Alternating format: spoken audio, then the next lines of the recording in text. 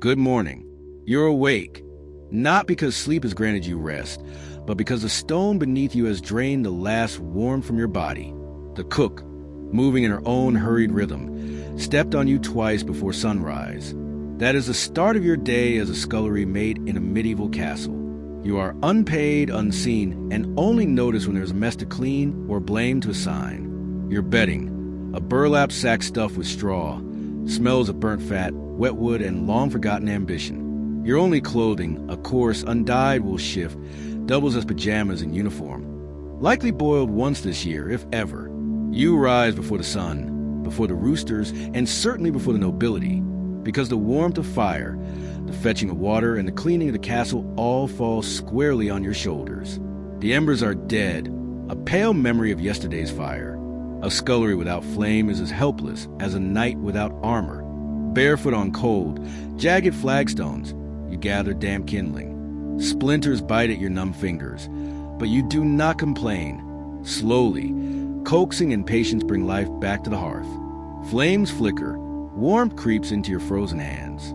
Each crackle whispers survival. You hold your fingers above it until they no longer resemble the dead, until the first sense of life returns to your body. The castle's day begins only when you make it so. Water does not run from taps here. It comes from you. Wooden buckets, heavy with cold, cling to your aching arms. The well gurgles, mocking your struggle as you haul bucket after bucket into the castle. Every jug is a battle with gravity.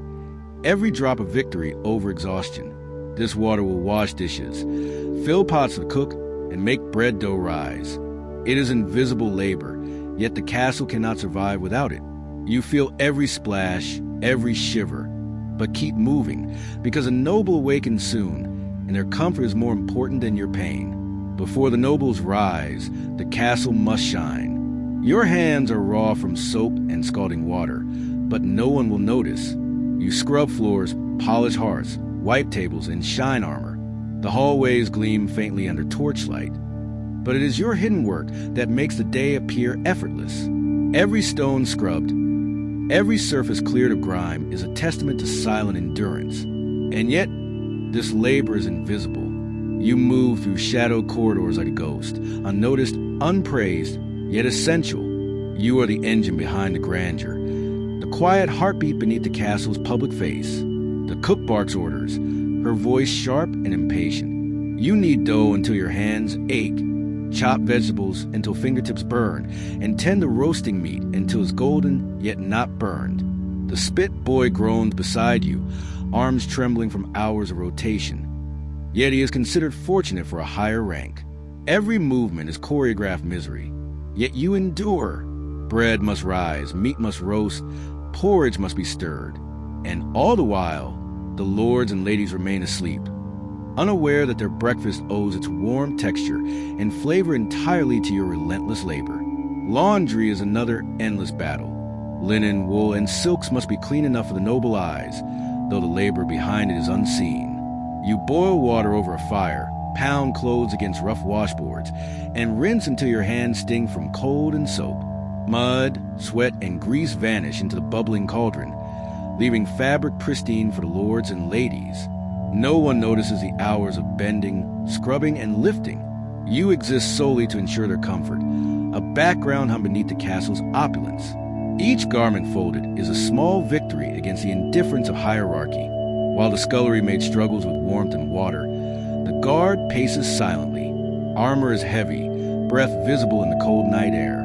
He watches for shadows, listens for whispers, protects those who sleep without concern. His reward is anonymity, his companions the wind and stone. Hours stretch into eternity as he treads the same path, footsteps echoing against the battlements. No glory, no cheer, just relentless vigilance. And yet, without him, the castle would be vulnerable. The quiet strength of those unseen is the spine of every great hall. The spit boy's arms ache until every muscle screams. He rotates the meat until his hands are numb, adjusting the fire, preventing it from burning. Hours of repetition, blistered palms, and constant vigilance are all expected from someone of his rank. Nobles will never see his toil. They will taste the roasted meat and call it perfect. never knowing the human endurance that created it. Every rotation is a testament to the strength required to sustain the castle, a quiet story of suffering and dedication. The gardener works before the sun warms the soil. Frost bites at fingertips, and the wind steals heat from every exposed inch. Plants are pruned, hedges trimmed, paths cleared, all for the noble eye to admire. Hands numb, muscles stiff, yet the work continues. No warmth is granted for effort. The reward is only the beauty that others inherit without thought. This quiet, grounded labor sustains life and appearance alike, a hidden dedication that underpins the castle's elegance. As the day ends, exhaustion presses into every bone. Hands are raw, muscles ache, and your spirit hums quietly with survival. The castle sleeps in comfort, oblivious of the labor that sustains it. The scullery maid, the spit boy, the gardener, the guard, they all share this hidden narrative of strength, endurance, and silent dignity. Tomorrow, the cycle begins anew. And yet, in these small, unnoticed acts, a quiet power exists, the heartbeat beneath the grandeur, the soul behind the walls. Close your eyes, breathe deeply, and rest. The castle will rise again with those who labor unseen. Gallons and gallons of water, heavy and sloshing, balance across your narrow shoulders. Each trip makes your arms burn, your back scream, your knees wobble like boiled barley. You haul bucket after bucket from the well, repeating the task multiple times before breakfast arrives. Other kitchen staff begin to trickle in, yawning, stretching, scratching themselves. But you are already on your fourth trip. No thanks, no acknowledgement, only the silence of a body considered furniture. You exist to move, lift, and balance, your human needs irrelevant. The day has barely begun, yet exhaustion is already a companion. The cook enters like a thunderclap, already sweating, armed with a wooden spoon that doubles as both utensil and weapon. She shouts about the crusty stew pot, her voice echoing off stone walls. You drop to your knees and scrub, over and over, until your knuckles bleed. Soap is a luxury for the rich. Your tools are ashes, sand, and lye.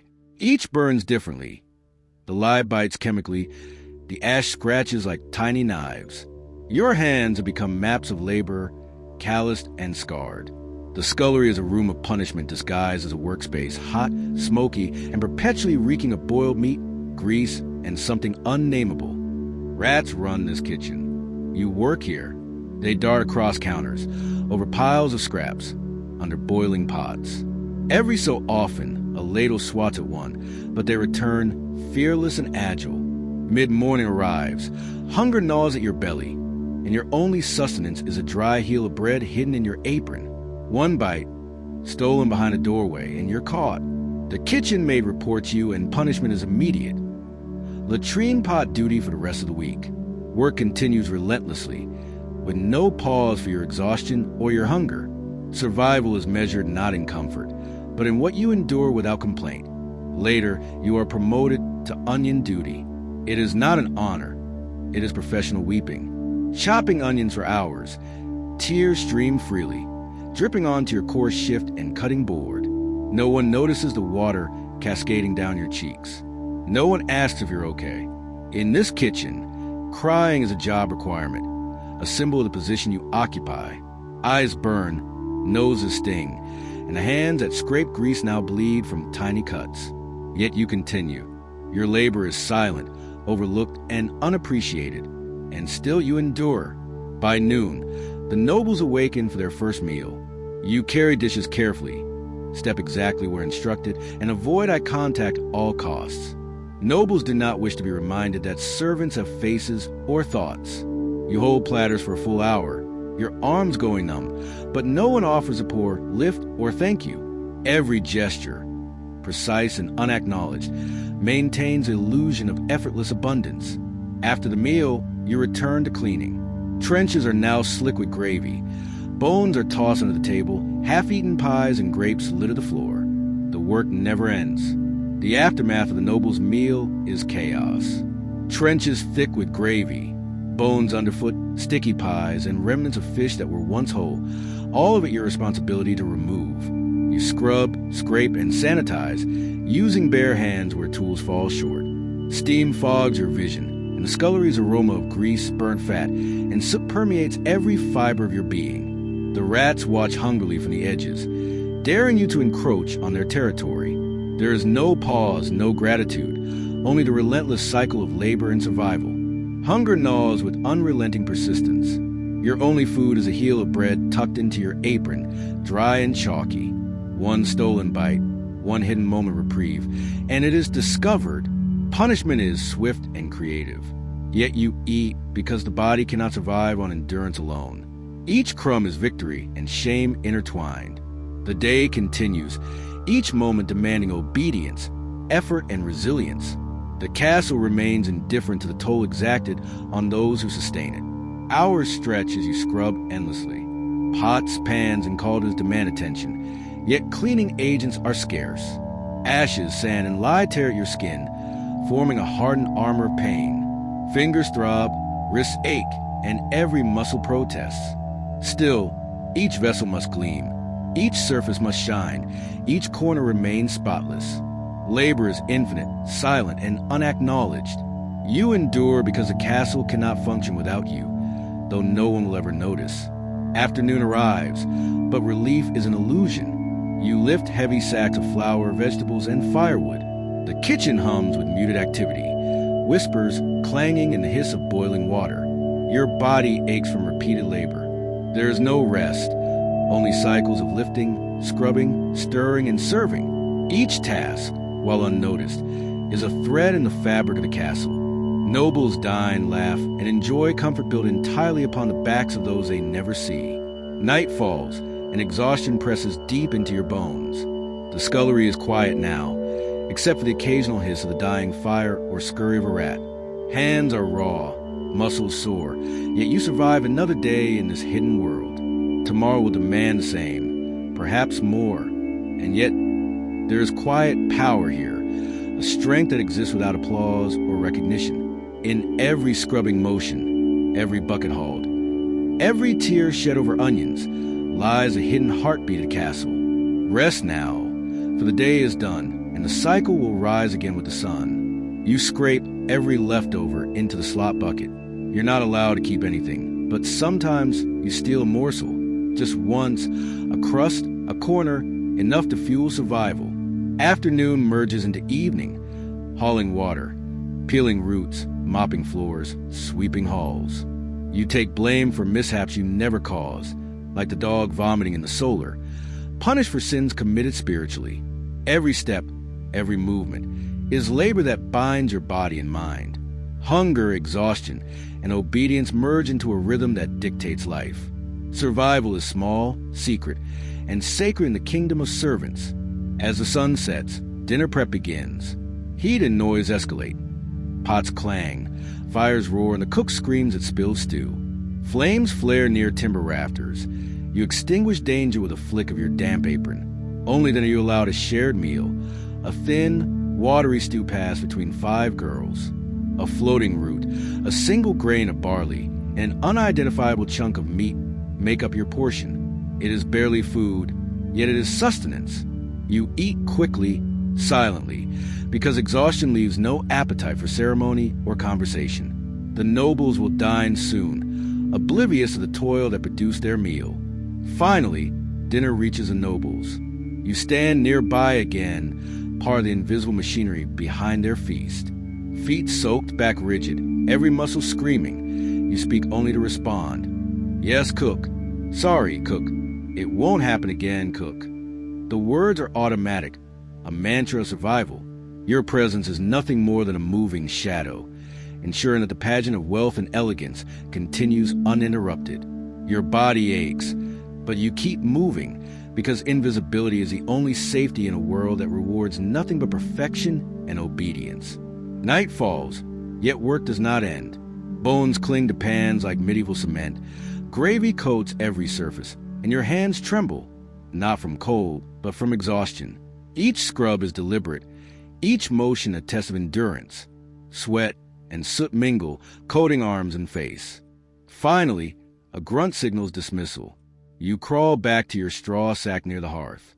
The embers glow faintly. Damp clothing sticks to your skin. Smoke, onion, and fatigue cling to you like a second skin. Around you, other maids sleep or cry quietly. The world of work may pause, but the shared suffering remains, a tether binding you all together. Lying awake, you think of inheritance, not gold, not titles, but suffering. You were born into this life. Your mother worked until her back gave out. Your aunt laundered until illness claimed her. Now it is your turn. Hands raw, body aching, spirit tested. There is no path upward, no apprenticeship, no embroidery lessons by candlelight, no gentle mentorship from a lady in waiting. There's only the rhythm of survival, the cycles of labor, the unspoken alliances, the small strategies to endure. Observation is your currency. Awareness is your shield. Every move matters. Every gesture could save or endanger you. In this hidden world, rules are unwritten yet ironclad. Never correct a cook. Share the driest piece of bread with the bleeding girl. Avoid the steward. Move immediately if you hear the footfalls of a noble. Alliances form silently over stolen crumbs, whispered warnings and cautious gestures. Gossip is a weapon, a shield, a lifeline. Rumors of secret liaisons or forbidden loves circulate quietly, providing moments of diversion, control, and power in a life otherwise defined by endless obedience. Survival is quiet, cunning patience, and constant vigilance. Night work is relentless. The fire has died down to glowing embers, yet the labor continues. Pots must be scrubbed, floors swept, surfaces cleared. Your hands shake, your body protests, yet you press on. The kitchen smells of smoke, onions, and effort. Other maids rest or cry nearby, but your task is ceaseless. Every action is measured, deliberate, a testament to endurance. The castle's quiet power is built on your unseen labor, the invisible heartbeat of walls, kitchens, and halls. Here, anonymity is protection, and obedience is survival. You are the inheritor of labor, born into a cycle older than yourself. Your mother's back bent over milk and churn, your aunt's hands raw from icy river water, and now your turn arrives. Pain, toil, and endurance are the family legacy. Promotion or escape is fiction. The castle's machinery demands new, cheaper hands when you're slow. The cycle continues, indifferent to fatigue, suffering, or ambition. Yet, within these inherited burdens lies quiet mastery, observation, strategy, and subtle rebellion through survival. Life is endured minute by minute, lesson by lesson. You pay attention to the rhythms, to the subtleties of the castle, how the cook moves when the steward passes, the whispers in corners. Survival demands awareness of unspoken rules, timing, and positioning. Every glance, every gesture carries meaning. Misstep and punishment follows. Knowledge becomes power, small, fragile, silent power. You notice alliances, rivalries, subtle cues that indicate who is trustworthy, who is dangerous. The castle is a living organism, and to navigate it successfully, you must become as quiet, as adaptable, and as enduring as the walls themselves. At last, the day ends. Your body is bruised, your spirit raw, yet you survived. In these small victories, an extra crumb of bread, a hidden scrap of rest, a careful avoidance of danger, you have claimed ownership over life otherwise dictated by others. Sleep may be brief, uneasy, and filled with shared sorrows, but it is necessary. The castle will rise again with the sun, demanding more labor, more endurance, more invisibility. But tonight, for these few hours, you rest. You are unseen, unthanked, yet essential. The heartbeat of the hidden world that no noble ever acknowledges. Someone saw the knight with the red beard eat 5 figs and throw up into his own helmet. Probably true. During feasts, chaos reigns. 3 times a guess, 10 times a work, and no pause for rest or thought. Nobles celebrate, you blister. By the end of these nights, exhaustion isn't felt, it's hollowing. You become a shadow of yourself, moving through the hall like part of the furniture, mind numb to the din and the steam, body aching from endless scrubbing. In these nights, the castle's grandeur thrives, sustained entirely by those no one notices. Winter is cruel. You work through coughs, fevers, and frozen fingers. Buckets of water turn to ice before they reach the kitchen. You wear the same shift for weeks, layered with scraps, smelling faintly of smoke, meat, and damp straw. Still, you move because if you stop, someone younger and cheaper takes your place. Suffering without complaint is taught as virtue, especially for girls like you. Your name is barely spoken anymore. You exist simply to keep the castle running. Invisible yet essential, a cog in the immense, unfeeling machine of stone and hierarchy. No statue, no songs, no praise awaits you. And yet the castle survives because of your diligence. You rise before sunrise, quiet squeaky hinges with goose grease. Remember which buckets hold clean water, and scrub pans until they gleam like coins you'll never hold. Your labor is invisible, uncelebrated, yet indispensable. If you disappeared tomorrow, the kitchen would collapse within a week. Your body aches, your sleep is broken, your dreams fragmented.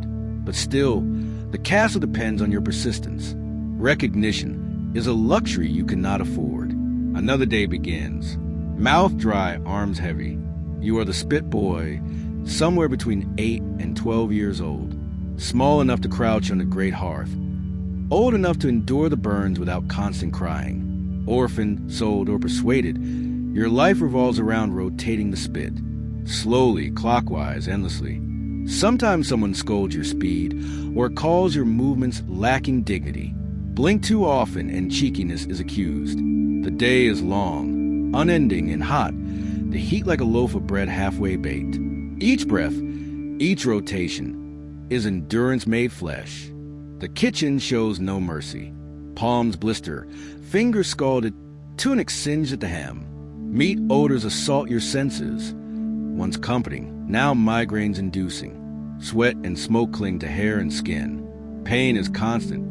If a blister forms, wrap it in a rag and continue. You are expected to dodge, rotate, and endure, ignoring every burn, every ache. Every moment is labor, every movement a lesson in silent perseverance. There is no room for pity here. The kitchen will not wait. The spit must turn, and so you turn with it. Life in the kitchen is perpetual observation. Who is tired? Who is angry? Who will scold or reward? Heat, noise, and chaos dominate every moment. You learn the rhythm. When flames flare too high, when water is scarce, when a pot is about to spill, you notice everything, yet say nothing. Your role is both movement and vigilance. Survival depends not only on turning meat, but on understanding the dance of labor around you. Awareness is safety, patience is strength, and in this constant motion you endure. Pain becomes routine. Blisters, burns, and aches no longer shock, only signal that the work is progressing. You adapt, learning to wrap palms with rags, angle the spit to minimize discomfort, dodge hot coals, and time rotations for maximum efficiency. The body remembers every injury, every lesson, every misstep. Each adaptation is survival. You endure because the kitchen demands it, because life outside the hearth is irrelevant, and because each day is repetition, refinement, and quiet mastery of endurance. Heat suffuses the kitchen. It is unnatural, constant, enveloping you like a second skin. Your cheeks flush, tunic damp, hair clinging to your scalp. Flavors and odors that once delighted now nauseate. Every breath draws smoke and steam into your lungs. And still you rotate, rotate, rotate. One hand on the spit, the other steadying the meat. The rhythm of the work becomes your world, unbroken except for the occasional scolding, the inevitable burn, or the rare, fleeting moment of accomplishment when the meat is perfectly roasted. Your existence in this space is unnoticed, yet essential.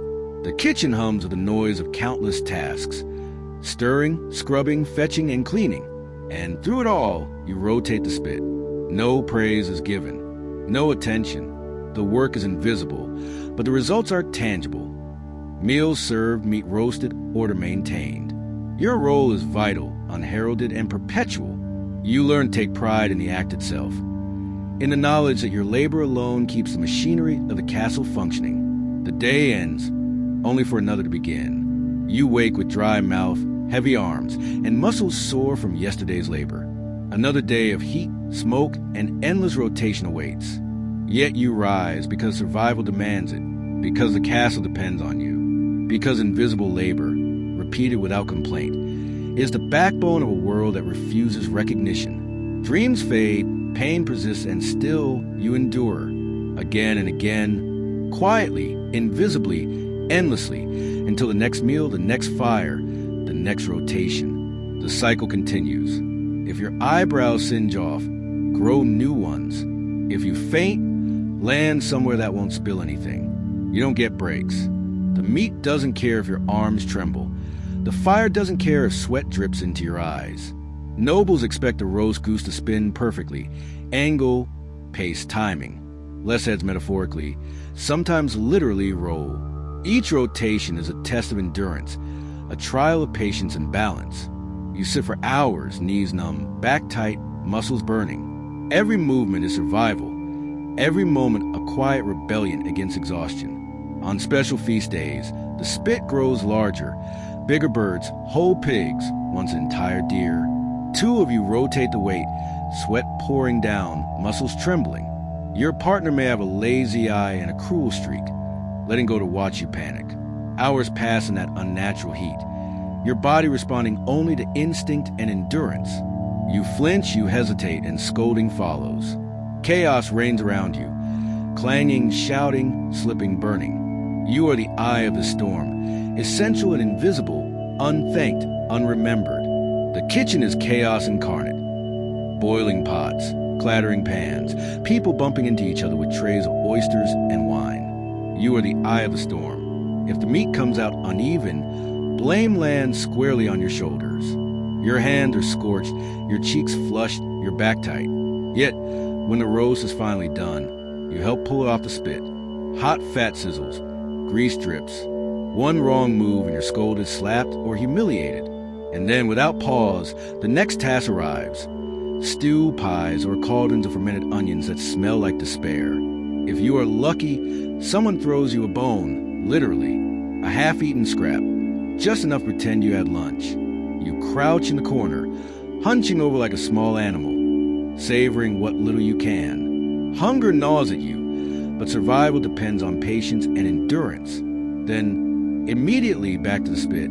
Hours pass, heat and smoke saturating every sense. Cheeks red, lips cracked, hands black with soot, lungs filled with smoke. The world of firelight and hunger becomes all you know. Time loses meaning. Only the rotation of the spit matters. You hear laughter, clattering plates, music drifting down from the hall above. Soft chairs, clean floors, white bread. This world is forbidden. You will never sit there. You exist so others do not have to. Every detail matters. Timing, rotation, posture, attention. Your labor allows others comfort they will never acknowledge. You are invisible, yet indispensable. You are the pivot on which the castle's feasts turn, the silent observer in a world that thrives on spectacle while consuming you unseen. When the feast ends, you are not finished.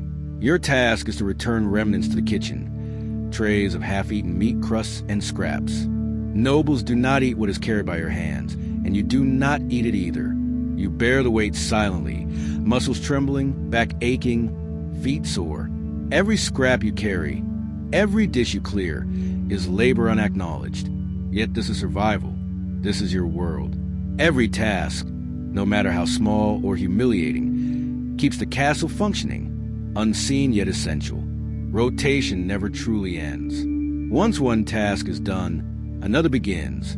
Roast, stew, pies, cauldrons, all demand attention. Fire burns relentlessly, sweat streams, blisters form. If eyebrows singe off, regrow them. If you faint, choose your landing carefully. The kitchen does not pause. Hunger, heat, and chaos are constant companions. And through it all, you rotate the spit. Slowly, methodically, endlessly, learning to endure not just a physical pain, but the quiet invisibility of essential labor. Your hands ache, palms blistered, fingers raw, rags are wrapped, rotations continue. Flames lick the roast, heat presses from every angle. Lips crack, cheeks redden, eyes water. Smoke fills your lungs. Every breath a struggle, yet the spit must turn. Every motion is survival. Each hour spent the fire shapes endurance, focus, and quiet strength. There is no applause, no acknowledgement. Only repetition, pain, and the constant hum of obligation. The castle runs because you endure. Time ceases meaning. Your world is firelight and hunger. hands black with soot, back aching, lungs full of smoke. Occasionally, scraps are offered, half a bowl and morsel, but the day continues without pause. The hearth is both cradle and tormentor.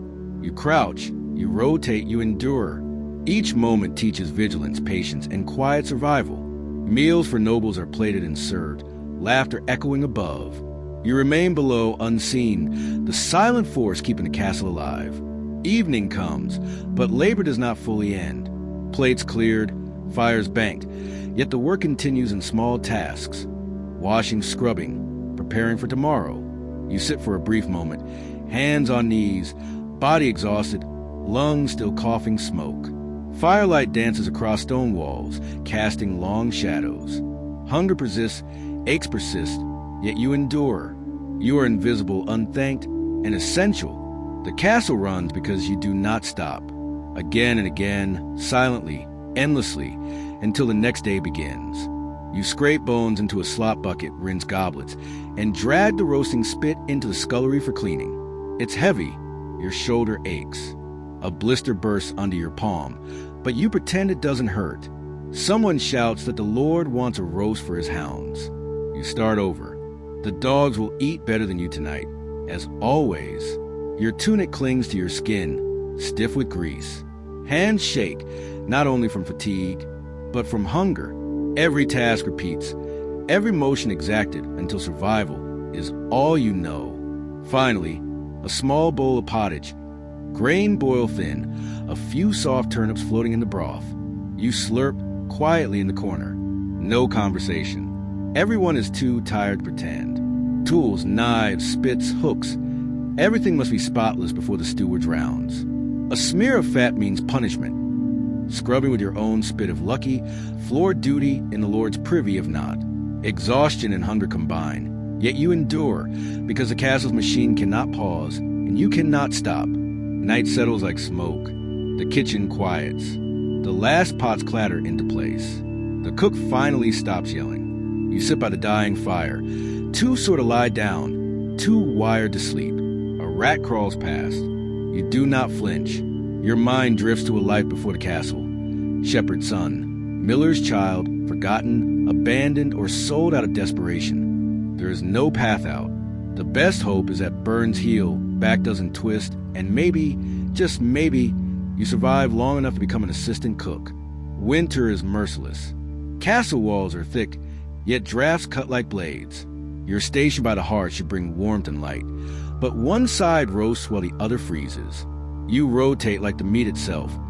A human kebab of fatigue and frostbite, feet wrapped in scraps, puddles ignored, knees pop, joints ache, fingers stiff from cold and burns.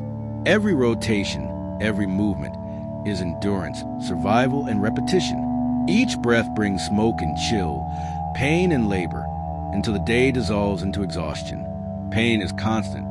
Fingers stiff, hands blistered, skin peeling from heat and cracking from cold. The fire smoke fills your lungs. Each rotation is agony and ritual. Burned forearms resemble overcooked pork. No remedy is offered.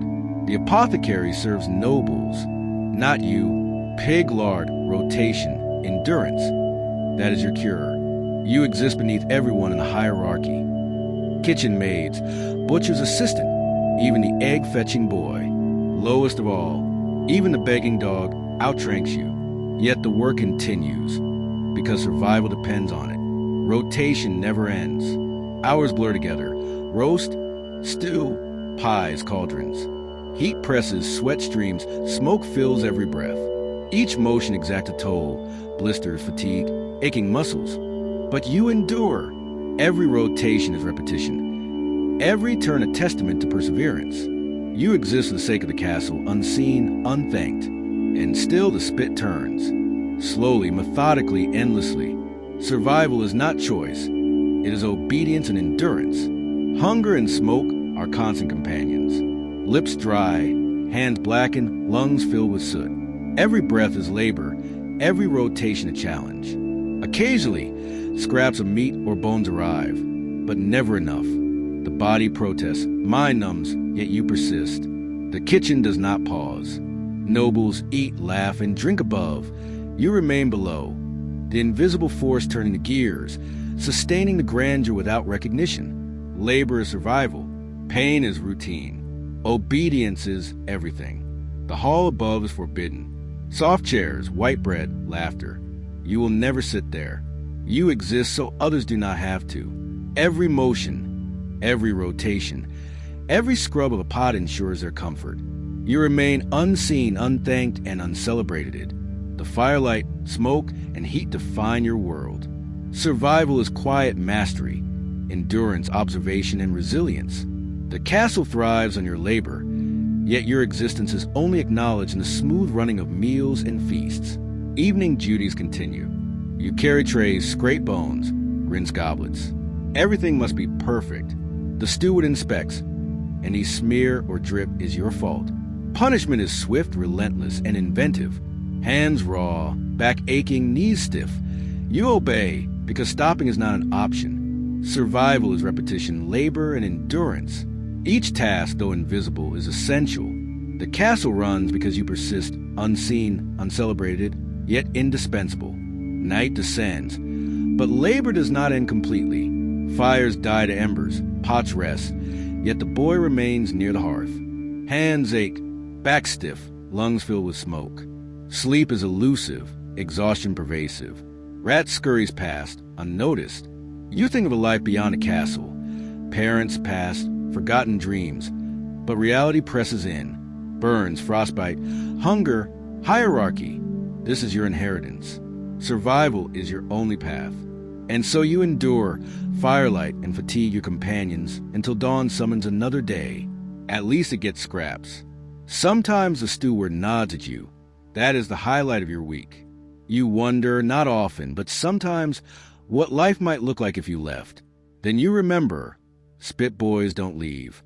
They either grow into other kinds of servants or they don't grow at all. You sail beside the half, legs folded, arms hugging knees. Flames have lowered, yet yesterday's blisters still sting. You stare into the coals and imagine warmth that doesn't hurt, a sensation unknown. Snow falls outside, meat sizzles inside, and you remain forgotten in between. You turn the spit, as always. Every castle or town needs someone to deal with human waste. That someone is you. You are a gong farmer, a polite term for professional human filth remover. Chamber pots, latrines, cesspits, all your responsibility.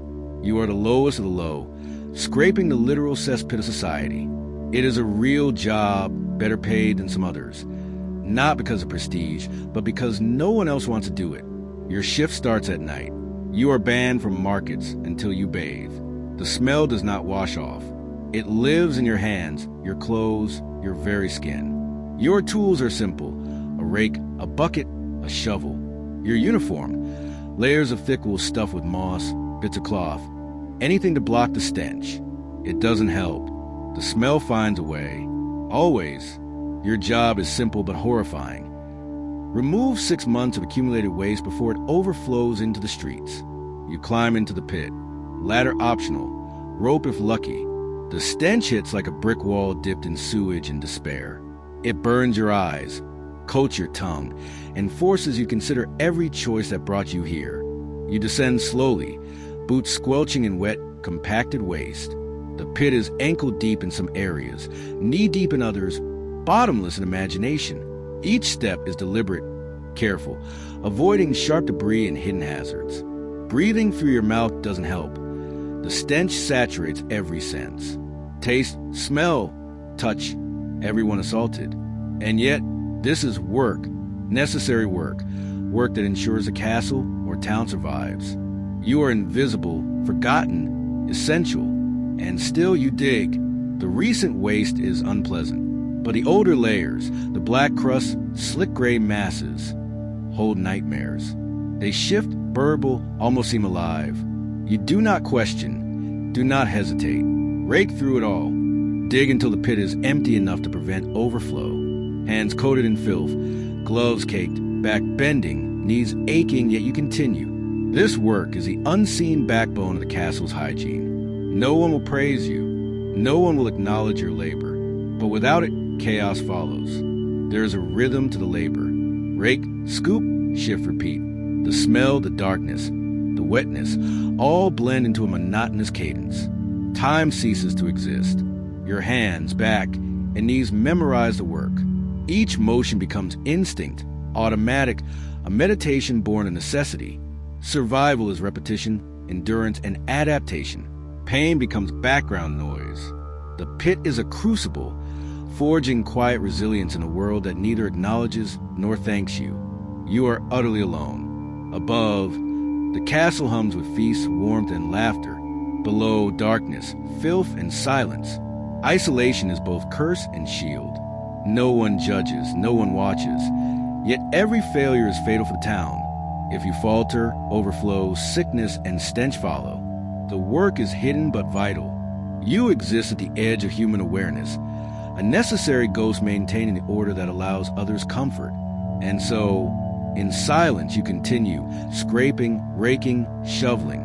The work takes its toll. Knees ache, back knots, fingers stiff from cold and repeated motion. The smell clings, the damp chills seep. The filth is unrelenting.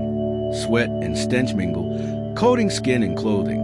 Every muscle protests. Every breath carries torment. Yet you persist because the castle, the town, and the lives above depend on it. You have no choice but to endure, to bend, to scrape, to survive. Invisible, uncelebrated, essential. There is no glory, no comfort, only survival. Sometimes, the pit empties without disaster, and you are rewarded only with momentary respite. You lean against the pit's edge, back aching, lungs heavy, hands coated in muck. The reward is quiet. The work completed, no overflow, no disaster. You are still alive, still here, still performing the unseen labor that ensures others remain clean, safe, and oblivious. A small, silent victory, earned in darkness and filth.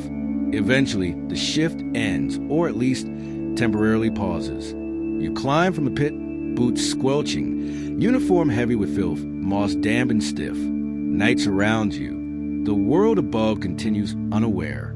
Snow falls, coals dim, and silence settles. Tomorrow will demand more. More scraping, more raking, more labor unseen. But for this moment, you exist only as a survivor, an invisible sentinel, essential to the life of the castle, its townsfolk, and the hygiene of the world that have forgotten you. And what are you digging through? Human waste, of course. Animal waste. Broken chamber pots. Straw soaked with fluids you'll never identify. Bits of food, bits of cloth, the occasional dead rat, the occasional dead other thing. Once you found a chicken, you still don't know how it got down there. You buried it with some dignity. Sometimes, if you're lucky, coins dropped by hurried nobles appear among the sludge. You pocket them. You've earned them. Every scoop, every bucket, is labor, unseen, necessary, and unglamorous. Once your bucket is full, you haul it to the cart, an open wooden box that creaks in protest. You repeat this process a dozen times. More, the castle has feasted recently. All this work is done under torchlight. People above do not want to see the cost of their comfort. Silence is your companion. The night is filled only with the squelch of boots, the scrape of rake, and the low groan of the cart wheels. No one talks in cesspit. No one smiles. No one thanks you. Once the cart is full, you roll it through the quiet streets. The wheels leave tracks in mud. The air behind you wilts. Anyone who sees you gags or mutters a prayer. One kid once threw a cabbage at you. You threw something back. Not proud of it. You continue, silent, focused, knowing that the cost of comfort is heavy and foul. The world above remains oblivious. The work is invisible, yet essential. You are both witness and guardian of society's filth. You arrive at the dumping grounds, usually near the fields. All that filth will become fertilizer. Nobles eat the vegetables grown from the very waste they refuse to acknowledge. Medieval recycling at its most brutal. You dump the night soil, shove the last sludge into place, and for a moment, reflect on the strange poetry of your labor. Every step, every shovel, every bucket contributes to a cycle they will never see, and will never thank you for. By early morning, the dumping is done, but the work continues. You return to clean your tools. Rinse them in a pond already half ruined, scrub away what clings. Boots, clothes, hands, all washed, yet the stink never leaves. Neighbors can tell your shift before you speak. Some will avoid sitting near you. Some refuse to share a table. You tell yourself this is honest work, important work. Without you, the castle would flood in filth within a week. Not a hero, but the barrier between civilization and disaster. You eat alone most days. Bread tastes like ash, not burned, but coated in the sense of work, of filth, of exhaustion. Ale becomes your solace, partly for safety, partly for sanity. Being sober while surrounded by your own work is a kind of masochism. Every meal is functional, every bite necessary. Hunger is constant, fatigue omnipresent, yet the work is relentless. You endure because endurance is survival. Every act of labor is unseen, essential and inescapable. Winter is worst, not because it is cold, though it is, but because everything freezes. Waste tools, hands. Your breath turns to steam and then to regret. You hack through icy crust with your shovel just to reach the warm, steaming horror beneath.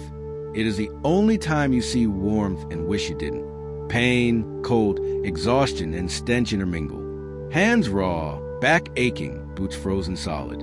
Yet every scoop matters. Every bucket prevents disaster. Every rotation, every haul is survival and service, unseen and uncelebrated. Summer is no relief. Heat swells, sweat mixes with filth, flies hover and bite. The smell intensifies under sun. Your clothes stick, boots weigh heavy, muscles strain. Yet the buckets must be hauled, the pits emptied, the streets cleared. Time and temperature may change, but the labor does not. You rotate, dig, lift, and scrape. Survival is a constant, and the pit is unyielding. Endurance becomes instinct, repetition a rhythm, filth a companion you cannot escape. Occasionally, treasure appears among the waste. Coins dropped by careless nobles. You pocket them, a small, unspoken reward for labor few would endure. Each coin is earned in misery, sweat, and stench. Not a fortune, but enough to remind yourself that your work has value, even if no one sees it. The act is quiet, defiant, and personal. Each coin is a testament to survival, resilience, and cunning in a world designed to ignore your existence. By early morning, the shift ends, or pauses. The last bucket is emptied. The final cart rolls down the misty streets. Snow falls. Coals dim. Silence settles. Tomorrow will demand the same. Every scoop, haul, and scrub repeats, a cycle invisible to the world above. And yet, this labor keeps the castle, the town, and its people alive. Not heroic, but essential. You endure unseen, unthanked, and indispensable. You are the hidden force between civilization and chaos, firelight, frost, and filth your constant companions. Summer bakes everything. The stench rises into the air. Flies swarm.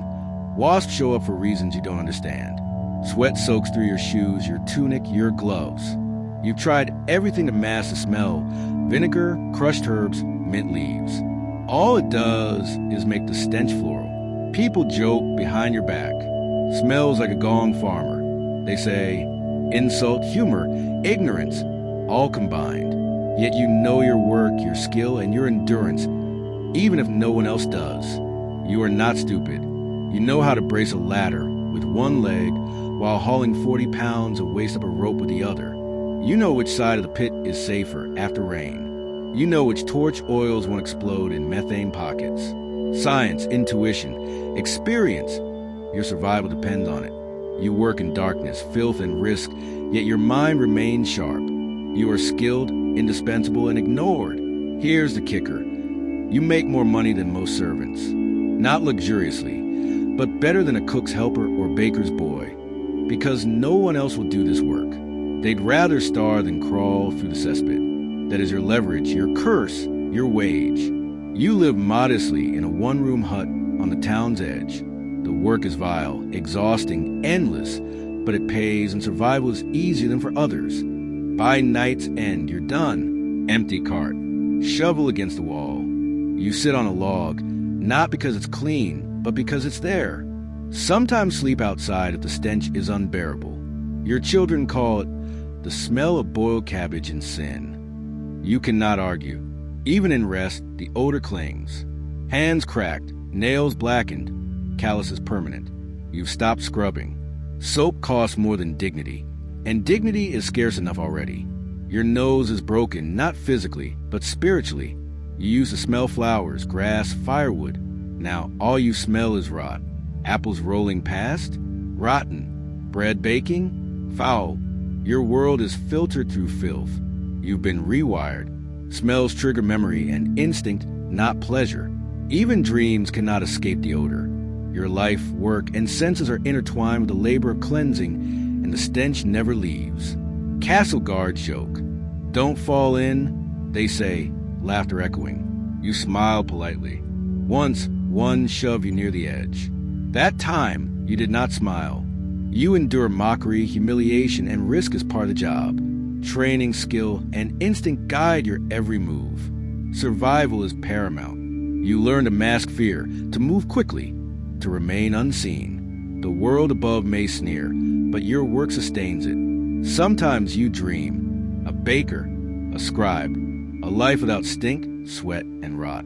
You imagine warmth that doesn't burn, hands clean, meals shared. But reality intrudes. Waking means hands still smell of last night, tunic stiff with moss and grime, body aching from repetition. Dreams fade, leaving only labor and persistence. The pit, the cart, the bucket. These are your world, unyielding, essential, and invisible. You rinse your face, adjust your tunic, and walk back to the pit. Even in dreams, someone must carry the bucket. The sky turns gray. The roosters begin their song. Your arms ache, lungs burn, hands stiff and cracked. The labor calls, relentless. The castle will awaken soon, oblivious. Nobles will use gilded bowls, unaware of the human toil that sustains their comfort. You vanish into shadow once more, a servant of society's hidden necessities. The final bucket is hauled. Scrape your boots. Haul, lift, push, repeat. The weight is familiar, but never lighter. Sweat, stench, and fatigue merge into a constant companion. You exhale into morning air, the last of night's work complete. For now, the streets are clear, the pit's emptied, the cycle maintained. Your reward is silence, survival, and fleeting respite before the labor resumes. The castle wakes. Nobles oblivious. The smells of gilded bowls mask the reality below. You vanish into shadow, as invisible and essential as the labor you perform. Your life is endurance, skill, and persistence. You are the unseen force keeping society functioning, standing between civilization and disaster. Not a hero, not celebrated, but indispensable. And so the cycle continues, day after day, season after season, as it always has. That's your role. That's your day. The gong farmer, cleaner of kingdoms, forgotten by all, remembered only by flies. You wear shoes, and that alone puts you above 3/4 of the castle staff. Stiff leather curls at the toes, squeaks with every step. A nuisance because silence is part of your job. Invisible, essential, and endlessly underestimated. You endure the filth, the smells, the labor. You are the unseen foundation upon which every castle stands, the quiet guardian of order beneath gilded floors. You are also apprenticed to the chamberlain. That means carrying ledgers, memorizing inventories, and pretend to understand terms like protocol and accountability. You are not noble, don't get ideas, yet you have access where others do not. You enter rooms that servants only clean. You witness what most peasants could not spell. Fetch parchment, write numbers, maintain calm when the countess screams that her linen smells like goat. Observation and discretion are your shields. Knowledge is your currency. Your day begins before the Lord rises. You wake near the fire in the servants' hall, the one not used for cooking rats or heating piss buckets. Splash water on your face. Comb hair with your fingers. Brush your tunic with your sleeve. Presentation matters. Even a servant must appear competent. Every motion precise. Every thought measured. You are the first line of order, observing, recording, preparing. Small habits, unnoticed, shape the castle's functioning in ways few comprehend. First task, candles. You walk hallways, replacing stubs with fresh tallow tapers.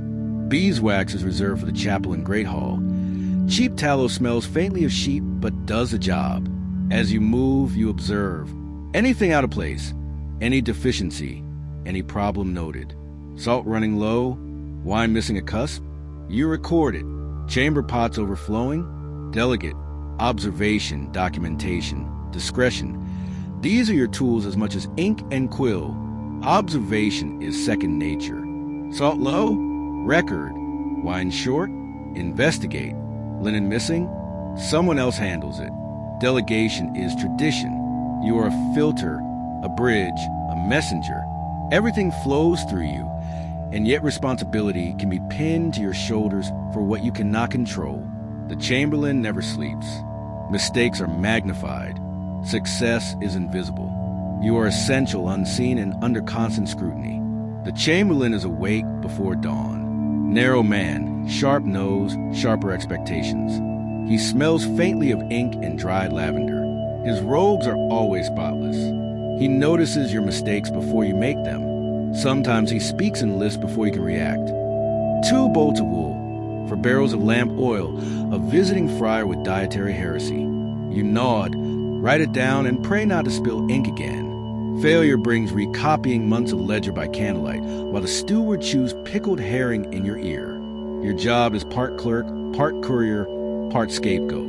Linens missing? Your fault. Damp firewood? Your fault. You are invisible and indispensable, carrying responsibility no one else acknowledges. Every errand, every tally, every observation falls upon you. The castle relies on your precision, your discretion, and your endurance. Mistakes are punished. Success is unacknowledged. You navigate a world of authority, expectation, and consequence, unseen but necessary. Morning unfolds. Lords and ladies awake, oblivious to the labor beneath their feet. You move quietly, collecting data, recording deficiencies, noting potential hazards. Every glance, every gesture, every sound is assessed. Silence is part of your duty.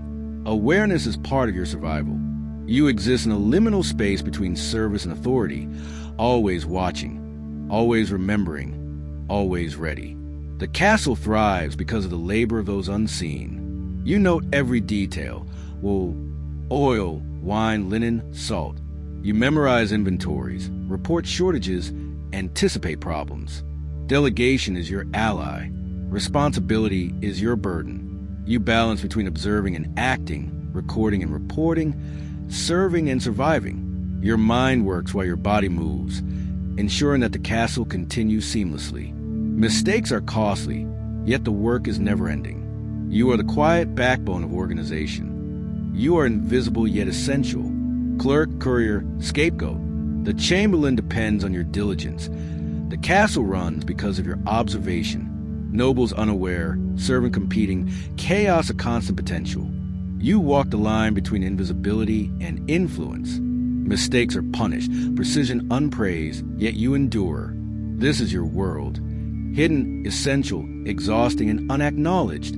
You are the quiet force that keeps the gears of the castle turning, day after day, unnoticed but indispensable. When the Lord's hunting dog defecates in the guest stairwell, somehow it is still your fault. Mid-morning is reserved for inspections. You shadow the chamberlain through halls and chambers like a silent, scribbling ghost. He taps walls, lifts bed covers, tastes wine, sniffs rushes. You nod and record. Try not to sigh. One day, a yawn escaped, and you spend the rest of the morning organizing dry peas by size and color. Even the cook's dog has more freedom than you. Lunch is no break. It is a logistical nightmare. Who eats what, when, and where? Who sits 2 spots away from whom to prevent reigniting a blood feud over pigeon pie? You carry seating charts, correct titles, and reminders that Lady Crest is no longer speaking to Lord Alric since the Lent wine incident. Your job is invisible, unthanked, yet utterly essential. Every step, every glance, every notation keeps chaos from spilling into disaster. After the meal, the chamberlain reviews accounts. You read aloud every line item: wax, fish, salt, horseshoes, ink, wool, barley, mead, soap, barley. The list never ends. Occasionally, he asks for the weight of a cusk, or how many loaves can be cut from a stone of flour. Hesitate, and one raised eyebrow is enough to make you wish for a slap instead. Endless numbers, endless responsibility, unacknowledged vigilance.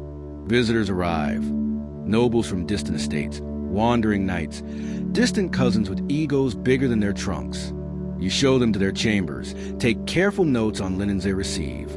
Not because anyone will thank you, but because someone will absolutely blame you if they vanish. Each detail matters. Keys, linens, inventories, all pass through your hands. Every small misstep is a potential scandal. You are responsible for the castle's keys, armory, wine cellar, upstairs wardrobe. You carry them in a pouch tied tightly to your belt, touching them reflexively like prayer beads. Lose one and your career ends. Possibly worse. Permanent latrine duty. A mistake here is not forgotten. A misstep could mean exile, humiliation, or worse. Each key a symbol of trust, a heavy weight of unseen responsibility. By late afternoon, lists turn into logistics.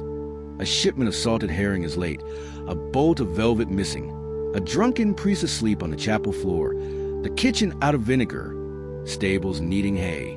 The steward voices opinions. You nod, listen, and draft polite responses in the chamberlain's hand. Sometimes you draft love letters for nobles. Strawberry-fed dogs, whispered madness, wax seals.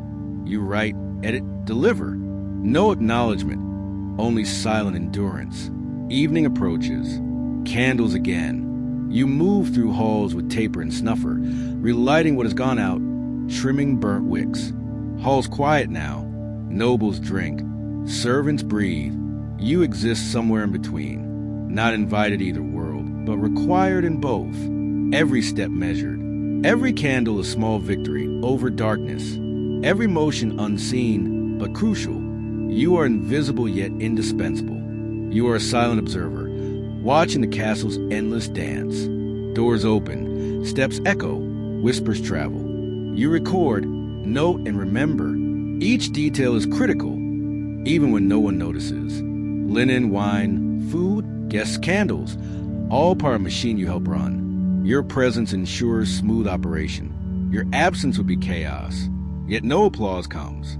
No thanks, no acknowledgement. Only responsibility and endurance. Lists never end. Wax, salt, fish, ink, wool, barley mead. Details upon details. You memorize, record, double-check. A missing barrel, a spoiled shipment, a misaligned schedule, disaster. Your life is line items and observations, hands ink-stained, mind alert. You navigate expectation, responsibility, and discretion. The castle relies on your accuracy, yet no one celebrates it. Silence is your reward, vigilance your only acknowledgement. You exist between two worlds. Nobles drunk, laughing. Servants tired, whispering. You are neither fully part of the celebration, nor fully part of the labor. Required by both, acknowledged by neither. Responsibility weighs heavily, invisibly, yet you endure. Observation, accuracy, discretion, your tools. Every day is a test of patience, skill, and endurance. The castle thrives because of your quiet work, unseen and essential. You are invisible authority, the hidden pulse that keeps everything running. You check on the guest rooms again, fluff the rushes, straighten the curtains, ensure that no one has died, spilled wine, or eloped without proper documentation. Your feet ache, your head pounds, and your fingers are stained with wax and ink. You haven't eaten since morning, but you wait. You wait because the chamberlain's supper must finish first. You sit outside his door for an hour while he recounts tales of you to a bored page boy, and you doze with your chin in your palm, stomach hollow, mind wandering. Eventually, the door opens. You are dismissed with a flick of two fingers. Bow, murmur thanks, and retreat to the servants' quarters. The bunk is narrow. The fire's gone out. Someone else has stolen your blanket again. You lie half-dressed, staring at the ceiling. Tallow, ink, sweat, lavender. This is what power smells like. You thought working near nobles would be exciting, that you'd learn secrets. What you've learned is exhaustion, discipline, invisibility, and indispensability rolled into one. You become fluent in silence, skilled at being present but forgettable. Promotion is a whispered possibility. assistant to the steward, managing ledgers, maybe overseeing inventories. More likely, the routine continues until your back gives out or your eyes fail from candlelight. There is no pension, only a slow decline. And yet you show up. You show up because chaos requires someone to stitch it together. Because if you do not, the castle falters. Because responsibility, however thankless, cannot wait. You drift off, counting barrels in your head. You dream in inventory, wax, salt, wine, linen, horseshoes, grain. The castle continues in your mind, a shadowed machine of needs and responsibilities. You wake at the first bell, still dark outside, stretch aching legs, adjust squeaky shoes, and prepare to relight the candles. Others tolerate you barely. You are not one of them. Not anymore. Clean clothes, careful words, a ledger always ready. Yet not noble, not seen, yet essential. You exist in between worlds. Servants glance at you, unsure if you belong. Nobles forget your name even as you refill their inkwells and light their tallow halves. You carry responsibility upward, unnoticed. You walk the corridors of power and labor simultaneously, always present, always precise, always unseen. You are the invisible pulse of the castle. Every candle relit, every note recorded, every room inspected maintains the fragile balance of order. Morning begins again. Candles need relighting. Ledgers need reviewing. Lists need counting. The chamberlain expects your precision. The kitchen expects your observation. The castle expects your endurance. You move like a shadow, unnoticed yet essential. You know the weight of responsibility, the cost of a mistake, the quiet satisfaction of keeping chaos at bay.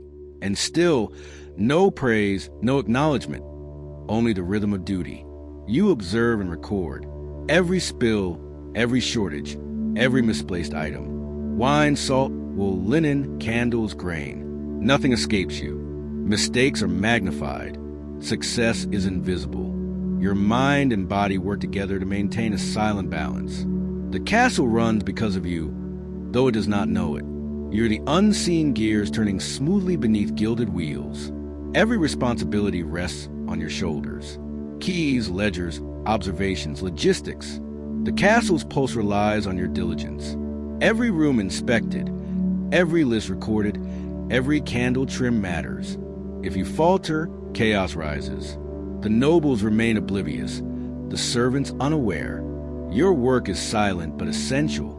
You are the quiet keeper of order, the invisible authority without glory or acknowledgement. The cycle repeats.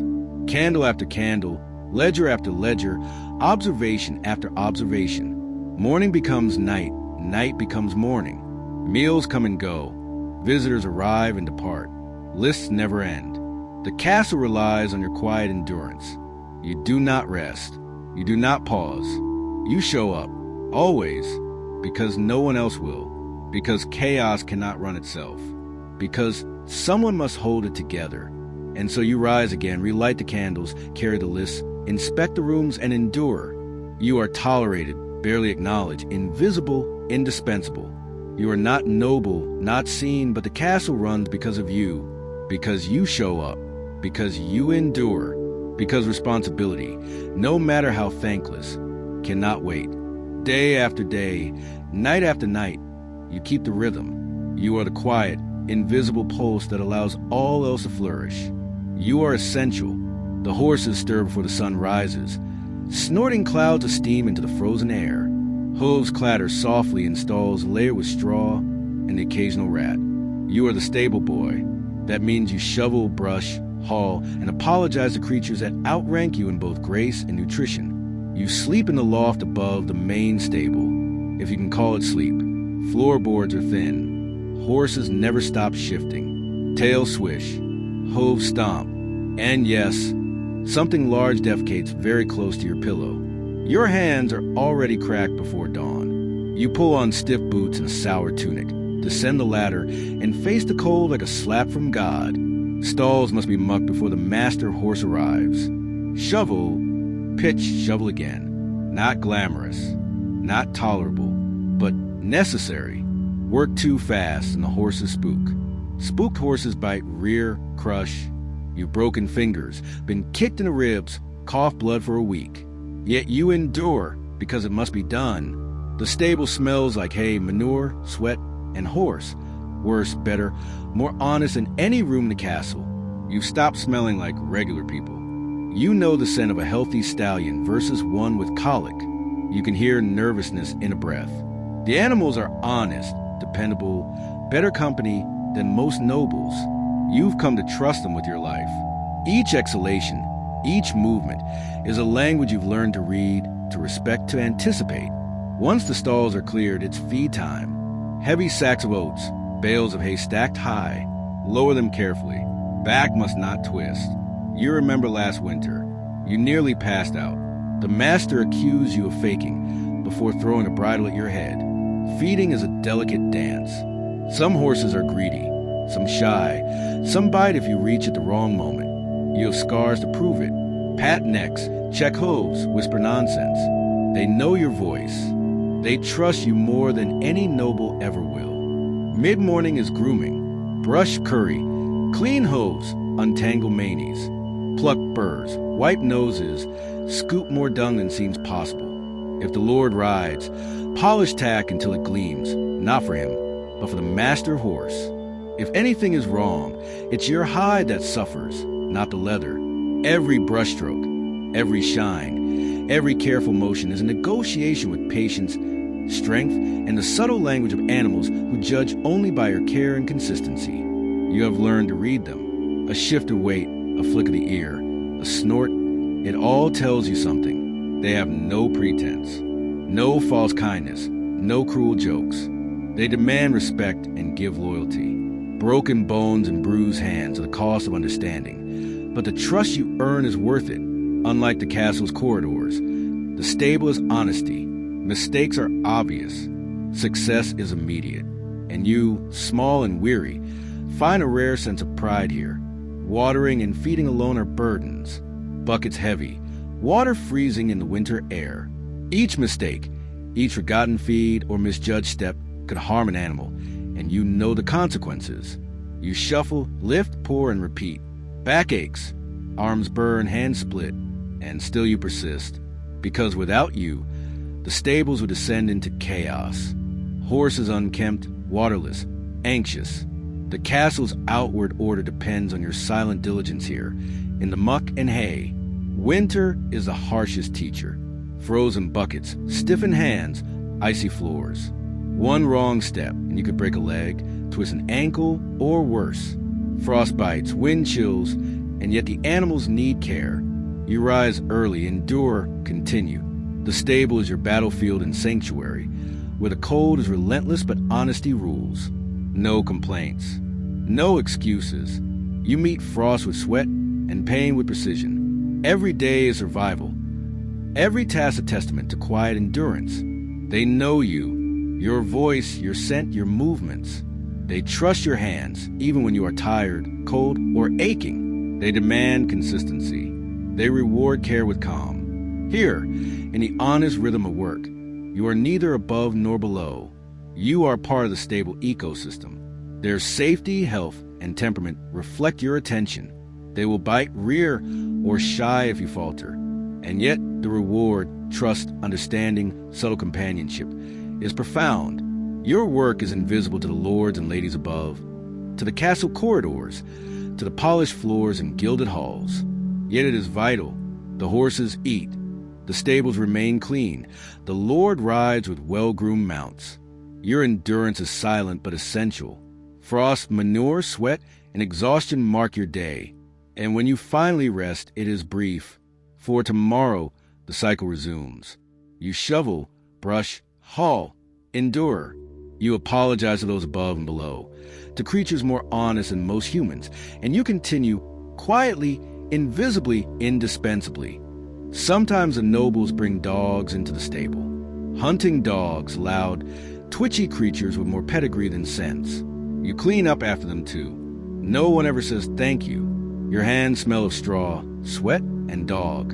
You learn quickly that gratitude is a luxury in this castle. You sweep, pitch, and carry, while the dogs sniff, bark, and sometimes nip. You do not complain. You endure. You are invisible, and that is expected when the Lord decides a ride, and he always decides last minute. The stable turns into a whirlwind. You saddle his best gelding, the one that dislikes being touched. Straps must be checked 3 times. Bit wiped clean. Stirrups adjusted exactly as he likes. Too short, of course, because fashion over function is eternal. You stand aside, quiet, invisible. If the horse fidgets, it's your fault. If he slips in the mud, it's your fault. While he rides, you fetch fresh water, sweep the yard, stack hay. Shoulders ache, arms throb, muscles pull in ways you didn't know existed. Blood seeps from unnoticed scratches. Breaks, when they come, are not restful. You sip warm ale from a tin cup, jaw clenched, hands shaking, back aching, while dust motes drift like exhausted ghosts. You cannot rest. Horses still need brushing. Stalls still need mucking. Straw needs hauling. In winter, it is worse. Fingers numb in side gloves. Troughs freeze. Horse breath clouds the air like dragon smoke. You break the ice with a hammer. Hands raw, skin splitting. You wonder if anyone in the castle knows the stable has no insulation. The cold seeps into bones, muscles, and spirit. Yet you continue. Water is carried. Feed is distributed. Horses are tended. No one notices, and that is always the way. In summer, it bakes. Sweat soaks through tunic, shirt, sole. Flies cloud the corners like tiny curses. Sweat, dust, and straw cling to skin. The older Maras have soiled their bedding 3 times. You feel the change in the air before storms arrive. Joints aching, breath shallow. You sweep, rake, scrub with a fistful of straw, and a brush long missing bristles. Tools are old, worn, ignored. You are all that stand between chaos and ruin. The master of horse checks in one last time. He grunts if pleased, yells if not. You have learned to measure your day by the distance between his voice and your face. One wrong look, one misstep, and consequences follow. You move with precision, heart racing, hand steady. No one thanks you. No one notices. Your satisfaction is invisible. You measure success in silence and the faint nods of animals who trust you more than any human ever will. You sneak a few carrots from a feed room. One for the gray mare who doesn't bite. One for the chestnut who bites strangers. They nuzzle your hand with velvet noses, a rare touch of affection. It is fleeting, but enough. The horses trust you, lean into your hands, and remind you that your work, though unseen, matters. You return to your chores, shoulders sagging, your heart quietly full for these tiny, stolen moments. When the sun sets, you climb the ladder back to the hayloft. Your bed, a pile of rags and straw, smelling of mildew and saddle oil. No point undressing. You'll be back in it in 5 hours. You lie down exhausted. Horses breathe below. Wind presses against wooden slats. Dust drifts in streaks of dying light. You count hoofbeats in your dreams, each one echoing the rhythm of your endless, invisible labor. Your shoulders ache. Your jaw hurts. Your fingers are stiff from work and cold. The smell of leather, hay, and sweat clings to skin. No one notices. No one thanks you. You have learned endurance, patience, and silence. Your reward is fleeting comfort in the animal's trust, a few stolen carrots, the brief warmth of rags on straw. Tomorrow you will rise again. The world above sleeps, oblivious. You lie in your loft, counting hoofbeats in your dreams.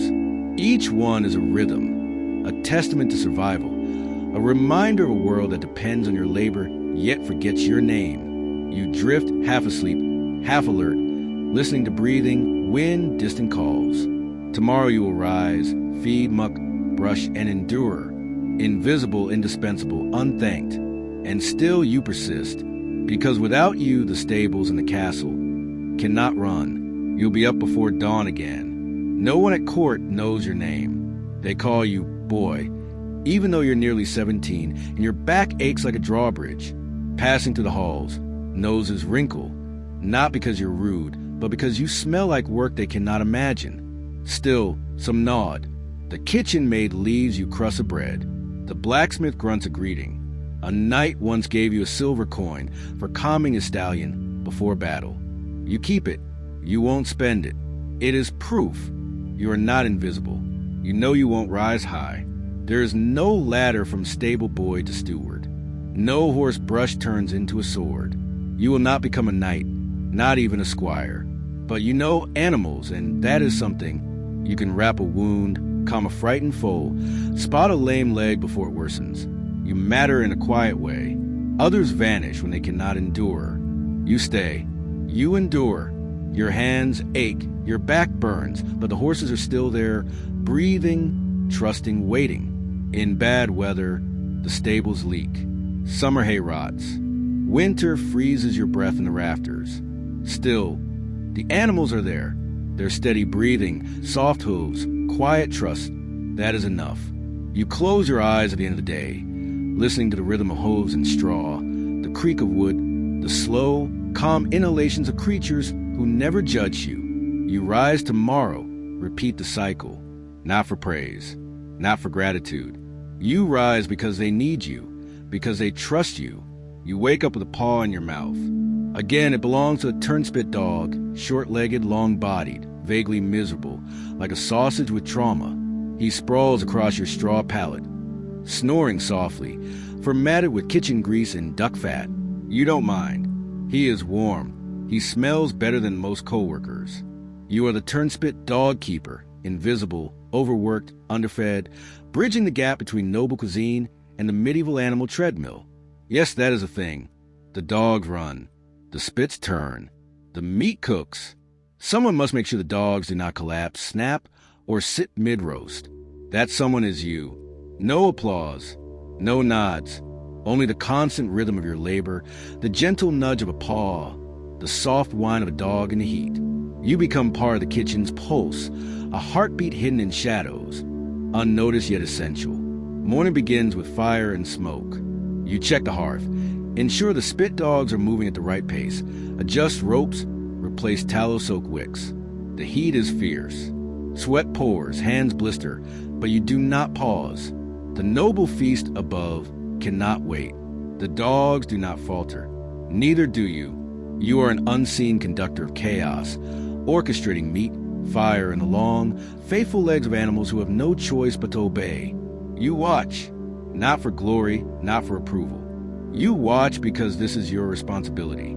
Each turn, each nudge, each whistle is noted. The dogs obey. The meat roasts. Nobles parade to the kitchen above, oblivious to your presence, unaware of the delicate balance kept by hands callous and smelly, a boy nearly 17 and the odd sausage-shaped dog beside you. The world spins in ignorance of what sustains it. The animals teach you more than humans ever will. Calm, patience, endurance. You learn to read gestures, smells, sounds. Trust is earned in small increments. A nicker, a soft paw, a gentle bite avoided. You grow stronger, slower, wiser, unnoticed. You exist for them, and that is enough. Their lives rely on your vigilance, and through them, you claim a silent dignity that no noble, no ledger, no hall of splendor can offer. Night falls. The kitchen softens into shadows. Fires glow red. Dogs turn faithfully. You adjust ropes, smooth the sweat from your brow, breathe in the sense of roasted meat, grease, and fur. Your back is sore. Your feet ache. Your hands are blistered. And yet, a quiet satisfaction hums within you. You are needed. You are essential. You are invisible, indispensable, alive in the rhythm of labor and trust. Tomorrow begins again before dawn. The horses will snort, the dogs will turn, and you will rise. You will move, speak, adjust, tend, endure. No one will know your name. No one will notice your sacrifices. And yet you persist, because the animals know your voice. They trust your hands. And in a world full of orders, lies, and punishments, that trust is rare, and it is yours. Your ship begins before the fire's even lit. You stretch your back until it clicks and immediately step in something wet. Hopefully water. Probably not. The dogs are restless. They know what's coming. You haul the first of them from the pallet. A stubborn mutt named Snipe. He bites lightly. You deserve it. He's been on spit duty 3 days straight. You rub his ears, mutter an apology, and lead him into the kitchen. The fires are already smoking, the cook yelling about Swan again. You open the turnspit wheel. It looks like a hamster wheel. If hamsters weighed 30 pounds and had job-related trauma. Snipe crawls in. You latch the gate. He begins walking. The spit starts turning. The roast slowly rotates. You watch, time, bribe, and beg. The trick is keeping them moving without pushing too hard. If a dog slows, the meat cooks unevenly. The cook throws hot, sharp, emotional things. If the dog stops completely, the spit jerks. You spend the morning hearing that you've ruined Christmas, though it's only May. There are 4 dogs, 2 on duty, 2 resting or at least pretending. None really rest. They whine, twitch, chew old bones while you rub their legs, whisper encouragement like you're raising canine gladiators.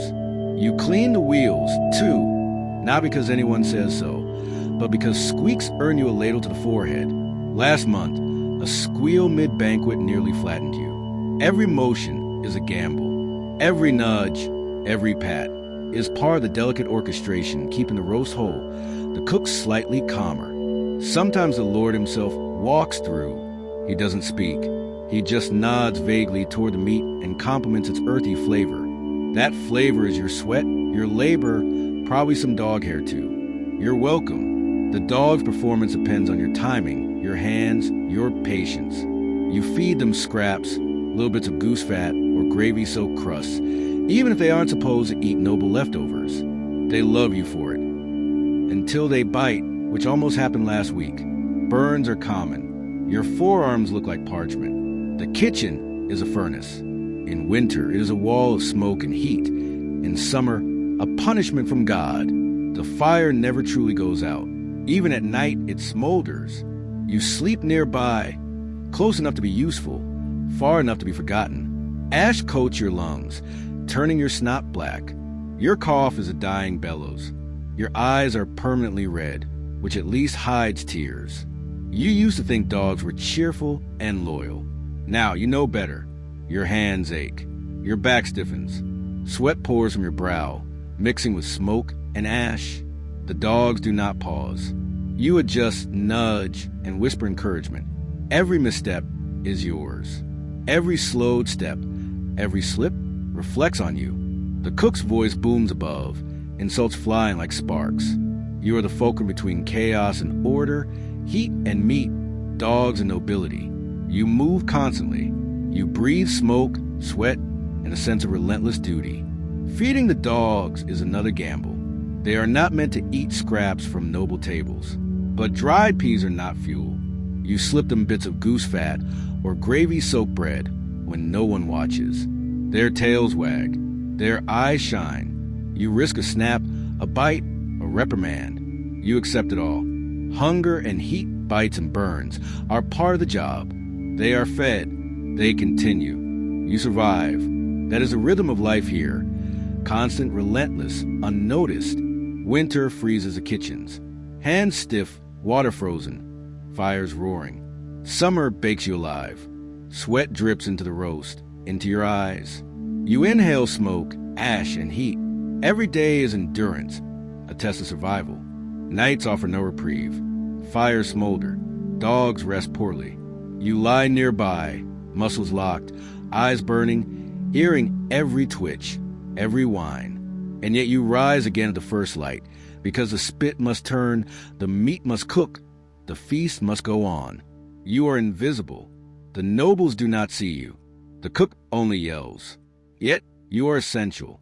Every nudge, every small adjustment, every whispered encouragement keeps the feast alive. Sweat, ash, burns, bites. They're yours to endure. The dogs obey. The meat roasts evenly. Chaos remains contained. You are the unseen conductor of this kitchen orchestra. No accolades await. Only survival, only duty, only the rhythm of turnspit and flame. Tomorrow begins again before the fire is lit. You will rise, stretch, and step into the chaos once more. Dogs will run. Spits will turn. Meat will roast. You will sweat, burn, cough, and endure. The world above ignores you. You exist in the shadows, in the smoke, in the rhythm. You are necessary, invisible, and tireless. You are the turnspit dog keeper, bridge between noble cuisine and the tireless pulse of the medieval kitchen. Tomorrow, like today, begins again. These are working dogs, bred not for companionship, but for endless mechanical endurance. They don't want affection. They want your bread. And if you're late feeding them, they organize rebellion. Once you found 3 of them sitting in a circle, chewing your shoe. No one taught you how to train them. You learn by trial, error, and blood loss. You keep a stick nearby. You don't like using it. You really don't. But sometimes they refuse to run. Sometimes they dig in their paws and stare at you with the eyes of an animal who knows it's part of a joke it can't understand. You've named them all Snipe, Button, Morse, and Guts. Guts is the mean one. He only likes you when you feed him bacon grease. Otherwise, he growls like a brewing storm and snaps at your ankles when he's off duty. You think he sees the world the same way you do, tired, greasy, and full of smoke. Once, a noble child wandered into the kitchen. She pointed at the wheel and said, "Look, a spinning puppy." You smiled. Then her tutor yanked her away and glared at you like you'd exposed her to something indecent. You didn't say a word. You never do. At some point, you realize your posture had changed. You walk hunched now from years of ducking under beams, crouching beside dog pens, carrying iron spit still hot from a fire. Your hands are covered in calluses and burns. Your knees ache when it rains. You're 17. You used to dream of being a falconer. You thought you'd train birds, walk through forests, wear a leather glove, squint at the sky like you understood something. Now, you can't even hear birds over the constant drumming of paws in a wheel. When you get a moment alone, you sit by the back door, just out of sight. Moore, the quiet one, curls beside you. She doesn't demand anything. She just breathes, warm and real. You rest your head against her side, maybe for a minute, maybe 2. Then the bell rings again. More meat, more spinning. No one thanks the dogs. No one thanks you. At night, you scrub grease from your arms with sand and prayer. You curl up in straw, listening to the slow pan of sleeping dogs and the lingering sizzle of fat in the hearth. You dream of running, not from anything, just running. Legs moving, wind in your face, no wheels, no fire, no shouting, only running. Then the dream fades. The wheel turns again. Sometimes you hear the nobles talk about the charm of rustic kitchens. They mean the decor, the roasted swan, the smell of herbs. They don't know you exist. They don't know the dogs exist. If they do, they think it's quaint. But you know the truth. You live it. A detail for minstrels to include in their songs, the turning hounds of House Waxford, or something equally oblivious. You once heard a bard claim that turnspit dogs enjoy the exercise. You nearly choked on your own laugh. You've learned a strange patience working here. You don't argue. You don't complain. You just keep the wheel turning. Feed the dogs. Tend their injuries, clean the wheel, and hope the day ends without blood. You've seen worse. Last year, a boy got his hand caught in the gearing. He doesn't work here anymore. You're not sure if he died or just became someone else's problem. Behind a beam, you keep a small cloth pouch. Inside, a bit of cheese you've been saving, a button shaped like a flower, and a dog's tooth. Guts lost it on a bad day. You keep it like a relic, proof that even the meanest dog can break under pressure. Your ears ring from shouting, from the heat, from the spin. Your stomach is never full. But sometimes, one of the dogs nuzzles your arm. In that brief moment, you feel seen. Not by the castle, not by the cook, but by something living. In this place, even the smallest kindness, a steady breath, a warm side, a dog that doesn't bite, is worth holding on to, especially when the fire never goes out and the wheel never stops. You fall asleep to the sound of paws on wood, and wake to the same, as if the night itself is on a spit, slowly turning. You wake well before dawn, in darkness and cold. The castle walls don't hold warmth, not for the likes of you. The embers are dead. Your breath fogs above the rough blanket. Every joint is stiff from yesterday's labor. You are the laundress now. That means water, soap, fire, and pain. You dress quietly, pulling on damp wool that smells of smoke, tallow, and lye. The apron goes over it, stiff with salt from sweat and splashes of boiled linen water. The castle sleeps as you pass through its cold stone halls, carrying yesterday's laundry. Shirts yellow with sweat, linen stained with wine, or worse. Some belong to nobility, and any error, any tear, any shrinking will be treated as a personal insult. You've seen girls dismissed over a scorched tablecloth. You've nearly been whipped over a missing chemise. In the courtyard, you fill 2 wooden buckets at the well. The pump groans, water splashes cold and loud into the morning silence. You carry them on a yoke across your shoulders. It digs with every step. Past the smokehouse, past the scullery, you reach the yard where the great copper pot waits, blackened from yesterday's ashes. You light the fire beneath it with trembling hands and flint. By the time the water steams, the air is sharp with smoke, your fingers red with cold. You scoop and lie, made from hardwood ash. The liquid clouds. You stir carefully, your arm still healing from the last slip. You sort the laundry, coarse linens in one pile, fine ones in another. The lord's shirts and ladies' undergarments you handle with reverence, not for what they are, but for what happens if they return imperfect. At the slab near the well, you kneel. You press a servant's tunic down and rub it with black soap, tallow and lye, harsh on cloth, harsher on hands. The stone is rough, the fabric heavy, waterlogged, stubborn. You rinse in cold water. So cold your fingers go numb within minutes. You work anyway, switching hands, blowing on your skin, clenching fists to keep the blood moving. Once the worst of the dirt is gone, you haul linens to the stream. In the shallows, you beat sheets and tablecloths with a paddle. Each blow knocks out dirt. Each splash soaks your arms. Around you, other washerwomen work. No one speaks. The work is rhythm. Beat, rinse, twist, shoulders screaming, knees numb in the mud. The sound is water, wood, and the occasional sigh. When the linens are rinsed and wrung, you drape them over bushes or ropes between trees. In summer, they dry in the sun. In winter, you hang the linens near the hearth, praying they don't catch fire. Damp fabric and open flames make uneasy neighbors. You tend the fire again, check the boil, stir the next batch, fetch more water, haul, soak, scrub, wring, hang. You lose track of time in the repetition. By midday, you can't feel your forearms. By afternoon, your lower back is a knotted rope. Then, for a moment, triumph. The lady's veil comes clean, a stubborn wine stain gone. You hold it up, white against the smoke and dark sky, a flicker of pride.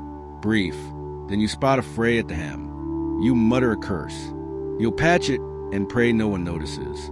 When all is hung and steaming in the afternoon wind, you sit on an upturned bucket, tear bread from your apron. Hard, stale, but food all the same. Then you're back at it, collecting the dry, folding the crisp shirts. You sort the noble's garments into a separate basket, each layer like armor. You deliver by hand. No eye contact, no words. You are invisible. You must stay that way. Your hands are raw, your neck aches, but nothing is stained. Nothing is missing. That means today was good. At last, as the sun sets, you sit longer. You hold your hands to the fire. In your apron pocket, you carry a scrap of linen, torn from a ruined towel, a small piece, kept only for yourself. You've been sewing it into a handkerchief in quiet moments. Not tonight, but just knowing it's there gives you something that belongs only to you. You eat in the servants' hall. Pottage, bread, warm ale, quickly, quietly, eyes low. No one lingers. No one laughs. The day is too long. The food is too thin. The silence is safer. You return to your pallet near the chimney. It's drafty. It's hard. It's yours. Your hands are raw. Your neck aches. Your back feels twisted. But nothing was stained. Nothing was missing. That means today was good. Tomorrow will be the same. Water, soap, fire, and pain. The taste of stale bread and warm ale lingers. Enough to fill your stomach. Never enough to fill you. You curl beneath a thin blanket that smells of ash and damp wool. You close your eyes. The fire is gone. The cold settles in. But tonight, you sleep and the castle forgets you until morning. You've seen this before. If she rolls too much, she could twist something inside. You throw open the door and grab a halter. She thrashes, nearly catches your leg. But you hold on. You tug her up, walk her in circles. Her eyes roll white. You keep whispering. Keep moving. The stable master shows up, cursing, and takes over. You step back, shaking. Your arms are covered in dirt and spittle. Your tunic is ripped, but she's standing now. At something point, 2 new guests have arrived. Their horses are skittish from the road. You soothe them as best you can. Point. One nips your sleeve. Another stomps and misses your toe by a hair. You mend the torn girth strap with twine and a bone needle. It's not pretty, but it will hold. You close the stable doors, hang the lanterns, check each horse one last time. At last you climb the loft, covered in dust, hay, and sweat. But no one was kicked. No horses escaped. That makes a good day. You're here to work and to sleep. When the work is done, the wind rattles the shutters. Your last thought before sleep is of a hoof print stamped in the mud, rimmed with frost, still steaming. You wake with a jolt, the butt of your spear still clutched in one hand. The brazier is nearly out, just a few orange coals crackling faintly in the darkness. You peer through the arrow slit. Still night, still fog, still your watch. You're the castle guard, not a knight, not a soldier, just a guard. Your shoulder aches. Yesterday's drill left a bruise deep enough to rattle your ribs. You listen for the bell, distant, muffled, probably 5 hours till dawn. The wind whistles through the murder holes overhead. You pull your cloak tighter. You check the iron hinges on the portcullis. Still locked, still rusted, still your responsibility. It's freezing to the touch. You think about the day shift. Your helmet's off, too heavy for hour 7 of nothing. You hear something, a sound just beyond the gate. You wait, then exhale slowly. False alarm. You're jumpy tonight. You pull a strip of dried meat from your pouch. This is dinner. Once a noble boy sneered at your meal. You didn't say anything. You remember your first winter watch. Toes numb, fingers purple, skin split. Midnight bells toll. You make your round, past the armory, past the chapel. From the war walk, black forest swaying in mist under a pale moon stripe. The captain arrives. Still breathing, he asks. Barely you answer. He grunts, then passes by without further word. He never says, good work. You're not here for praise. You're here because someone has to be. The fog is lifting. The sky to the east begins to pale. Soon the bells will ring for prayer, and your shift will end. The day guard arrives, loud, well-rested, freshly shaven. You nod, hand off your spear, and disappear back into silence. You descend the tower steps, boots echoing. Every turn of the stair feels heavier than the last. Your cot is rough. The blanket smells of mildew and smoke, but it's yours. You peel off your cloak, sit and breathe. As your eyes begin to close, the castle comes alive. Shouting in the yard, buckets clanking, the cook's voice barking orders. You still remember last year when bandits tried to storm the gate. 6 or 7 desperate men. You weren't asleep. One with an axe almost reached the gate. You caught him with your spear. He died gurgling in the dirt at your feet. No one thanked you. The steward sent an extra crust. The sergeant nodded once. That was your reward. And yet there's pride. Not the kind toasted in halls, but the kind that keeps your back straight when no one is watching. You keep the castle safe. That matters, even if no one sees it. You envy them. They've done their part. Now they rest. You lie on your side, tracing the mortar lines like roads on a map until they blur. You rise in silence, not because others sleep nearby, but because they're long gone. Your work begins in the hollow hours no one else wants. You are the night watchwoman. No armor, no sword, just a lantern in one hand and a key ring in the other. Your shoes are patched and tied with scraps of cloth. You moo without echo. That's the rule. The nursery first. 2 noble children dreaming fitfully. You don't know their names. You know who wets the bed. The hall of tapestries. Grand scenes of glory and death. Your flame dances in the glassy eyes of long-dead nights. Something clacks behind you. You don't turn. You're not paid to be scared. You keep walking. The library is locked. You check anyway. Once, rats chewed a manuscript. The steward shouted for days. The chapel's votive still burns. You snuff it out, not from irreverence, but caution. Last winter, a stray ember nearly caught the drapes. You climb the stair, lantern high. Every sound of the castle is known to you. And then, an open window. The window is latched from the inside. No reason for it to be open now. You set your lantern down and close it quietly. You don't report it. The steward doesn't believe in ghosts. You do. The laundry room is next. Linens hung earlier are stiff with cold. A noble's cloak, hem singed. You sigh. You'll fix it yourself before anyone notices. You carry the cloak folded under your arm. You'll mend it in the still hour before dawn when the fire is low and your fingers shake from exhaustion. The kitchen corridor. A pot still steams faintly. Onion broth thin, sour. You dip a crust of bread, just enough to feel human. You check the stair to the Lord Solar. You do not go up, that world with feather beds and commanding voices. You just watch it from below. A baby cries behind one door. You knock. The mother opens, blurry-eyed. You pass her warm water. She nods, thanks without words. Sometimes when the castle sleeps, the walls feel alive. Not haunted, but heavy with all the lives passing through them. You don't feel small. You feel connected. Your final round. The lantern is low. Shadows dance along the hallway. You pass the lower storerooms. Eyes peel for sparks, rats, anything out of place. The armory door is cracked. Heart quickens. You have no weapon, just keys, just your voice. All accounted for. Nothing amiss. Slide the bolt home. Back at your post, you rest. Lantern beside you, cloak in hand. Needle and thread.